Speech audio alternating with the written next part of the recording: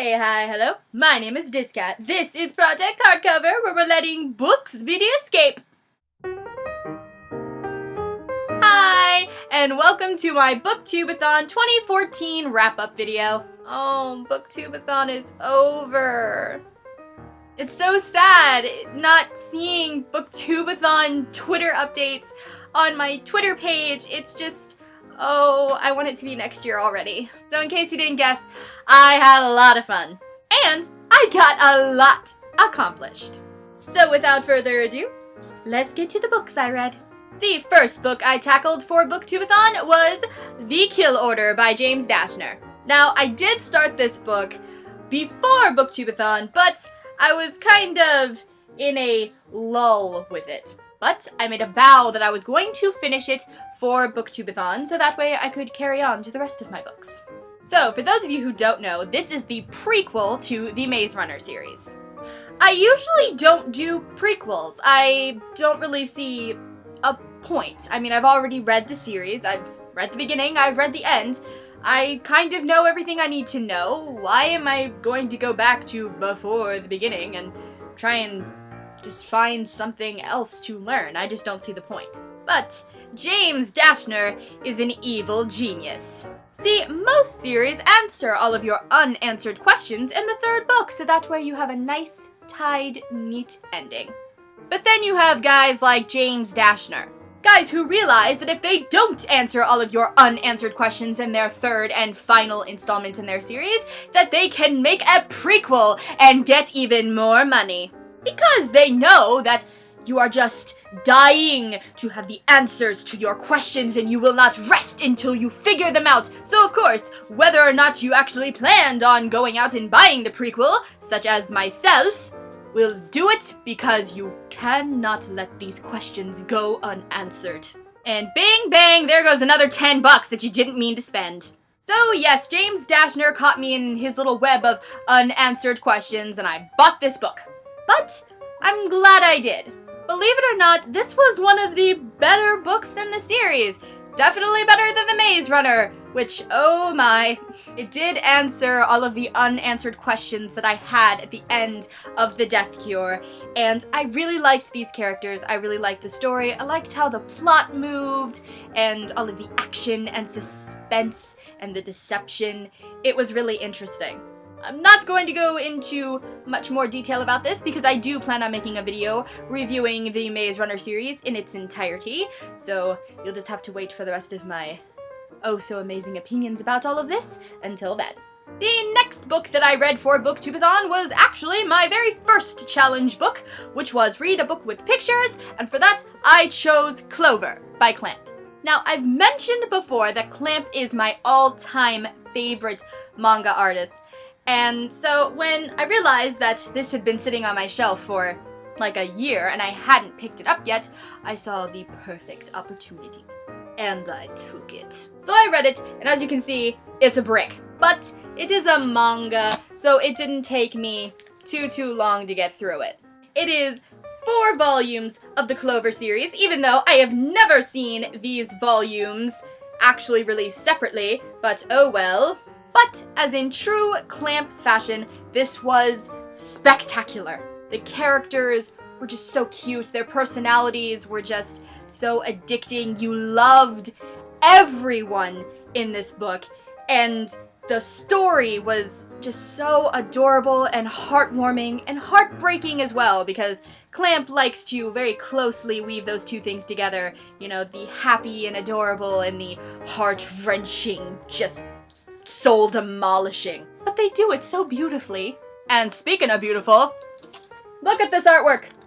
Just oh my, there's like 15 pages worth of it in the back, because this is like an anniversary edition, and it's just all so beautiful. Beautiful, beautiful stuff. I really don't think that Clamp will ever write or do artwork for something that I don't just completely fall in love with. This has definitely moved up in the ranks as one of my all-time favorite Clamp series, and there are a lot of those. Like, seriously, you should go check out just how much of stuff they have made. It's kind of ridiculous. My next book, which completed my challenge of starting and finishing a series, is Underdogs by Marcus Zusak. This is a bind-up of the 3 books in the Wolf Brother series, which includes Underdog, Fighting Reuben Wolf, and Getting the Girl. This is Marcus's debut work, so I did go into it not expecting it to be as good as The Book Thief or I Am the Messenger, but actually, it was still very, very good. The plot is a little lacking. It's not very exciting. It's kind of just the story of 2 brothers going about their day-to-day life, dealing with the things that they need to deal with. So, not a lot of action, not a lot of intrigue or anything, but just the things that everyone loves about Marcus Zusak's writing, the deep, complex characters and the intricate ways that their minds work, the beautiful, beautiful metaphors and the incredible descriptions and just the insight and the wisdom. It's all here, and it's just, oh, I can't talk about Marcus Zusak. I can't. It's pretty safe to say that Marcus Zusak, much like Clamp, will most likely never ever write something that I don't just completely love. My next book, which helped me accomplish the challenge of reading a book with something red on the cover, was Cinder by Marissa Meyer. I read this book because it came very, very, very well recommended by one of our very own booktubers, a fabulous little lady named Catty-tastic. I really had no intentions on reading this. It's sci-fi, and that's really not a genre that I usually get into, but Catty-tastic just went on and on and on about how good it is, so I thought I would give it a shot. So let me just take this moment to say, thank you, Cat! Seriously, this book was so good. Like, within the first couple of chapters, I was in love with these characters. I was at the edge of my seat worrying about what was going to happen to them. I wanted to cry with them. I wanted to laugh with them. The plot moved very quickly, and even though it is a fairy tale retelling, a lot of it was different. It didn't follow exactly the Cinderella story, and it was just, oh, it was so good. It was so good. I already bought Scarlet. It is next on my reading list after I finish this brick. Yeah, Days of Blood and Starlight. I'm working on that. I'm like on page 122. But as soon as I'm done with that, I'm going to start Scarlet, and I'm going to love it just as much as I loved this. I'm positive of it. So again, thank you, Cat! My next book, which was the read a book that someone else picks out for you, and my friend Yash That Black Guy, I'll leave his stuff down in the description, picked my book for me, and he picked Side Effects May Vary by Julie Murphy. This was a Goodreads ARC giveaway book that I asked for, but I unfortunately didn't receive, so I just went out and bought one myself. It's been sitting on my shelf for a little while, and you know, the story, the whole plot summary thing, really caught my eye, and I was just looking for a reason to read it, and thankfully, Yash kinda gave me one. I was really, really excited to read this. I expected it to be just amazing, amazing, amazing, but unfortunately, this book only got 3 stars from me.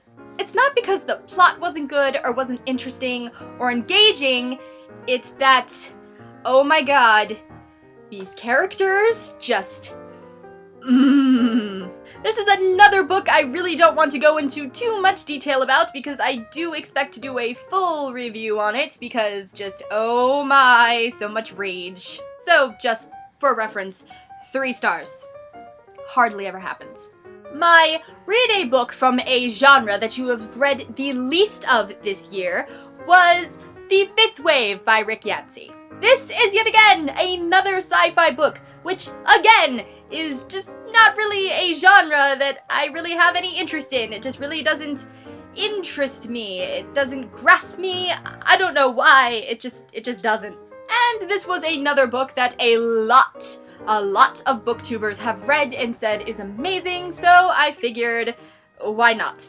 And let me just tell you, with Cinder being as good as it was, and with this being as good as it was, I am definitely thinking about rethinking my stance on the science fiction genre. This book was amazing! I mean, I believe it really did capture how people would react in a situation like this. The distrust and the cynicism and all of that, it just really did just make an awful lot of sense. Something that I really, really love in dystopian and in apocalypse type stories is when characters are reluctant to go along with the things that are happening to them, when they're not just ready to accept that their whole world is crumbling and now they have to trust the weird handsome stranger that just happens to pop out of thin air. Oh yes, handsome stranger that I've never met before, because your face is a gift from the gods, I'm going to listen to whatever you say, despite the fact that, who knows, you could want to kill me for fresh drinking water. It just irritates me.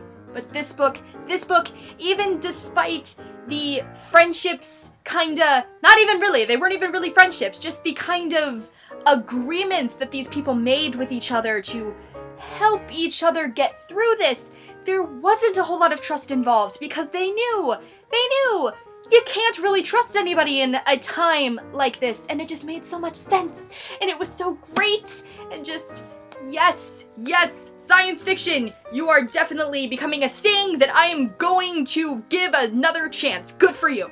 And then my last Booktube-A-Thon book was the read a book with a movie adaptation book, and for that I finally jumped on the bandwagon and read Divergent by Veronica Roth. Oh my god, everyone, I just want all of you, I welcome you to send me the comments saying, you stupid moron, why did you wait forever to read this? Have you not listened to like the entire planet when they said how it was amazing, and listen to the huge fandom that this has backing it? What is wrong with you? Please send me those things, I need it, I need the punishment. This was amazing! The plot moved at just the perfect pace. The characters had the accurate amount of depth, and their relationships were well thought out, and they had just the most accurate feelings towards each other in this kind of environment, and there was action. The romance is adorable. Just,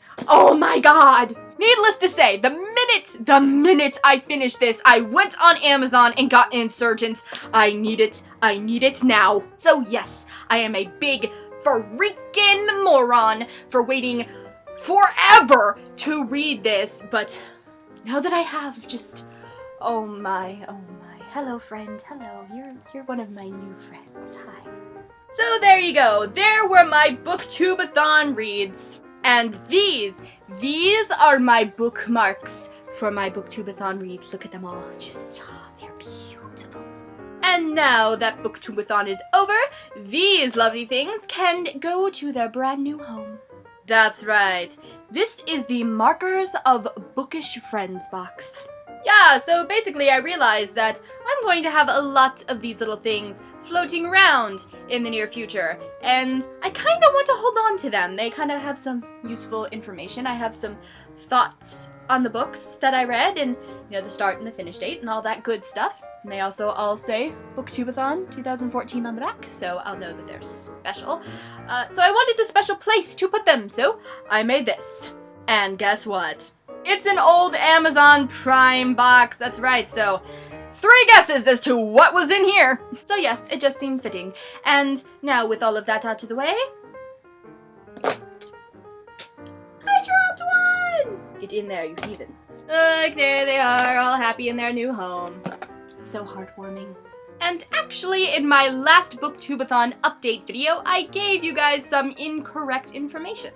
I did not read 8 books for Booktube-A-Thon, I read 9. But the page number is still right. I did read 2,988 pages. And with that, Booktube-A-Thon is over, and I am very, very sad cookie. But if you're wondering if I've decided that after all of this reading I've done over the past week, please excuse the thunder, I live in Florida, it never stops raining. No, I've decided not to take a break from reading. I have decided to keep the ball rolling, and as I said a couple minutes ago, I am currently reading Days of Blood and Starlight, which is the second book in the Daughter of Smoke and Bone series. I am currently on page 122. I expect to get to page about 250 by the end of the night. Hopefully I will finish this sometime Wednesday, which would be awesome because my copy of Insurgent is supposed to be delivered on Wednesday. I must read you quickly, so that way I can hear more about Tristan 4. So yep, there you go. It is officially the end of my Booktube-A-Thon year, and yes, I am very sad to see it go, but I do intend to keep on the reading. I definitely intend to do it next year, and we should have shirts. Does anyone agree with me that Booktube-A-Thon shirts should be a thing? If so, say I down in the comments. I hope all of you had fun. I hope you got a lot of reading done. I hope you guys had fun doing all of your wacky video challenges, and I'll see you guys next year and in my next video. Thanks you guys for watching. I will see you next time, and remember, books are the escape.